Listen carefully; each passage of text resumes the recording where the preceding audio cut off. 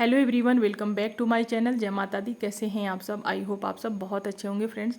तो स्वागत है आप सभी का मेरे एक और न्यू वीडियो में। फ्रेंड्स, जो लोग वीडियो पे न्यू है तो प्लीज़ मेरे चैनल को सब्सक्राइब कर लीजिएगा। वीडियो थोड़ी सी भी पसंद आती है तो लाइक ज़रूर करिएगा।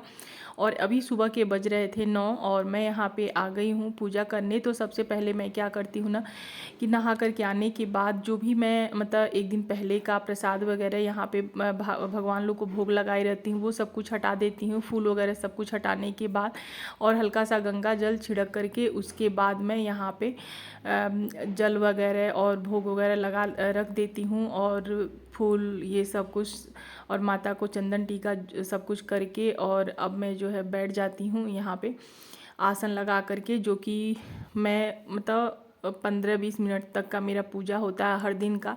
और सुबह की शुरुआत अगर ऐसे होती है ना तो पूरा दिन बहुत ही ज़्यादा सुकून शांति मिलता है। तो ये काम मेरे लिए बहुत ज़रूरी होता है। कितना भी मैं अंदर से परेशान रहती हूँ ना, लेकिन इस स्थान पे आने के बाद और थोड़ा देर भगवान में भजन कीर्तन करने के बाद मन में बहुत ज़्यादा शांति और सुकून मिलता है। तो बस यहाँ पे मेरी पूजा हो गई थी और अब मैं फटाफट तैयार हो जा रही हूँ। तो तैयार मैं यही है कि मतलब हल्का सा मैंने मॉइस्चराइज़र लगाया और उसके बाद जो है ना बाल अभी गीले ही थे तो बाल को मैं ऐसे ही ना मतलब लपेट करके रखी थी। ऐसे ही मैं कोई भी पुराने कपड़े से ना, जो कॉटन का कपड़ा रहता है उसी से मैं मतलब अपना जो है ना बाल को सुखाती हूँ। ऐसे कोई मतलब अलग से टॉवल वगैरह नहीं रखती हूँ। मतलब जो कुछ भी मतलब मेरा जो पुराना हो जाता है ना कुर्ती वगैरह या तो कुछ भी, तो उसी से। और उसके बाद फ्रेंड्स बाल को मैंने हल्का सा मतलब साफ मतलब उसको कंघी कर लिया और कंघी करने के बाद मैं आ गई हूँ किचन में। और यहाँ पे स्प्राउट ख़त्म हो गया था, जैसे कि 4-5 दिन ही स्प्राउट चलता है तो स्प्राउट बीच बीच में ख़त्म होते रहता है और मेरे यहाँ खाता है सभी लोग, पसंद से ही खाते हैं। तो मैंने स्प्राउट बना दिया था और स्प्राउट को मैं निकाल ली हूँ, एक डब्बे में रख दी हूँ, तो इसको फ्रिज में रख दूँगी। और अब मैं निकाल ले रही हूँ खाना। तो हस्बैंड आए थे, बोल रहे थे कि थोड़ा सा खाना निकालना, भूख नहीं है। तो फिर मैं हस्बैंड के लिए खाना निकाल दी हूँ और उसके बाद फ्रेंड्स मैं आप लोग से मिल रही हूँ सीधे शाम में। तो अभी शाम के बज रहे थे 5 और यहाँ पे ना मतलब आज सब्जी आई थी मेरे यहाँ। और जैसे कि 1 वीक के लिए सब्जी आती है ना, तो वही सब्जी आई हुई थी। तो हस्बैंड को ये मक्का बहुत ज़्यादा पसंद है। ये कहीं भी देखते हैं ना मक्का, तो ये मतलब ज़रूर लेते हैं और ज़्यादा ही लेकर के आ जाते हैं। मतलब जैसे लगता है ना कि मक्का को देख के ये एकदम परेशान हो जाते हैं और फ्रिज में रखे रखे मक्का सूख भी जाता है। तो वही मैं मक्का लेकर के आई और मतलब मैं भी हस्बैंड के साथ गई थी सब्जी लेने और यहाँ पे मैं मक्के को भून दे रही हूँ। जब ये ताज़ा रहता है ना तो खाने में कुछ ज़्यादा ही अच्छा लगता है, और जैसे बासी हो जाता है ना तो ये थोड़ा सा हार्ड हो जाता है। और इस टाइम पे ना ये इसका खाने का जो टेस्ट है ना बहुत ही अच्छा लगता है। अब मेरे यहाँ सभी को पसंद है ये मक्का। तो बस यहाँ पे मैंने क्या किया है ना कि मक्के छील करके और यहाँ पे दोनों तरफ गैस पे रख दी हूँ। और इस पे अगर मीडियम फ्लेम पे मतलब मीडियम से थोड़ा सा और कम पे ना अगर इसको भुनिए तो ये बहुत अच्छे से भुन जाता है बिल्कुल अंदर तक। और जैसे ही इसको हाई फ्लेम कर दीजिए तो ये क्या होता है ना, ऊपर से जल जाता है, अंदर से कच्चा ही रह जाता है। लेकिन थोड़ा सा टाइम लगा के भुनिए तो ये ना बिल्कुल जैसे आग होता है ना गोईठे वाला, उस तरह से ये भुनता है।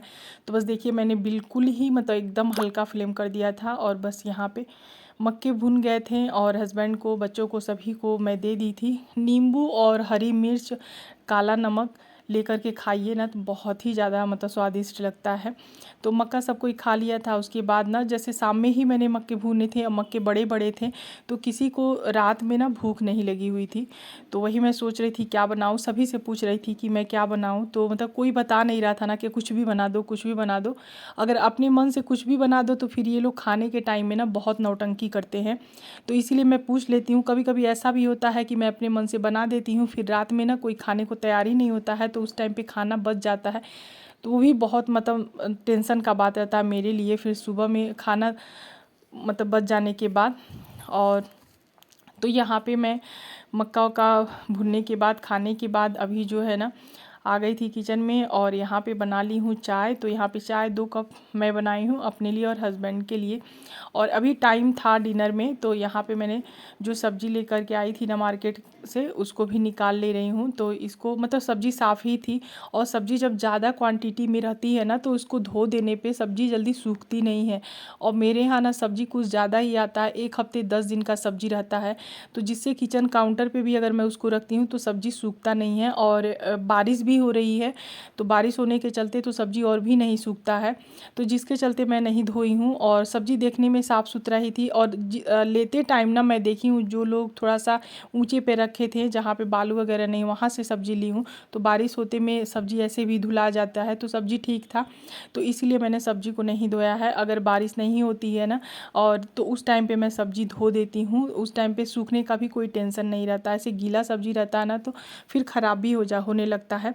तो यहाँ पे सभी सब्जियाँ मैं फ्रिज में रख दी हूँ। और उसके बाद अब फाइनली मैं यहाँ पे ना आज बनाऊँगी। मैं यही सोची ना कि रात में कोई कुछ बता नहीं रहा, तो चलो मैं अपने से ही बना लेती हूँ तहरी। और तहरी मेरे यहाँ सभी लोग बहुत पसंद से खा लेते हैं। तो सभी सब्जियां मैंने कट कर ली है, और थोड़े से इसमें मैं डालूंगी मूंग का दाल। तो मूंग का दाल मैं पहले ही मतलब ना आधे घंटे पहले ही भिगा करके इसमें रख दी हूँ। और बस ये जो है ना थोड़े से न्यूट्रीला है और थोड़ा सा मतलब जो भी मेरे पास सब्जी थी थोड़ी थोड़ी सब कुछ सब्जियां मैंने कट कर ली थी, गाजर वगैरह था, शिमला मिर्च, तो वो सब कट करने के बाद और बस इसमें मसाले वगैरह डाल के बनाती हूँ। मतलब सिंपल नहीं रहता है। बस इसमें कुकर में मैंने डाला है तेल, और तेल में थोड़ा सा हींग और जीरा का तड़का देने के बाद उसमें प्याज, अदरक, लहसुन सब कुछ डाल के ना बहुत अच्छे से मैं बनाती हूँ। ये तहरी बहुत ज़्यादा टेस्टी लगता है। या तो इसको बिरयानी बोल लीजिए, तहरी बोल लीजिए, लेकिन आज मैं इसमें थोड़ा सा दाल डाली हूँ। बस यही है कि बिरयानी में दाल नहीं रहता है। और कभी और ज़्यादातर रात वाला खाना मेरे यहाँ लाइट सा ही रहता है, या तो बहुत ज़्यादा बनता है दलिया और दूसरा ये तहरी, यही 2 चीज़ बनता है, क्योंकि शाम में अक्सर करके नाश्ता थोड़ा सा हो ही जाता है सभी का।